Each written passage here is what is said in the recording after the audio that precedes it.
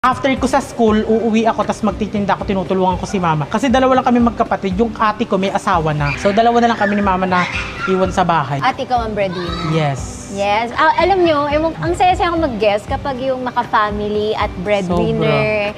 Ewan ko, feeling ko pareho kami. Yes.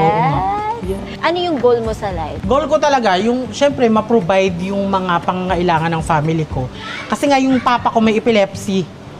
So ayun, maintenance siya. Hindi ko naman talaga ginusto yung mag-stop sa school.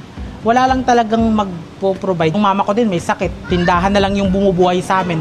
Which is hindi naman pwedeng dun lang kami umasa ng umasa. Pinag-aaral pa ako. So kailangan ko din talaga mag-stop. Hiwalay sila. Pero grabe, magkapit-bahay lang. Maghiwalay nga, magkapit-bahay naman kayo. Paano yun? Pamilya? Wala. Yung mama ko din wala. Pero maraming ex. Wow. Same. Ay, maraming Ka ngayon. Grabe. Diba? May nagpapasaya ng puso, may nagbibigay ng inspirasyon. Oo, So, para sa ano, yung goal sa- mo is makapag-ipon, kaya ka Yes. nagtatrabaho.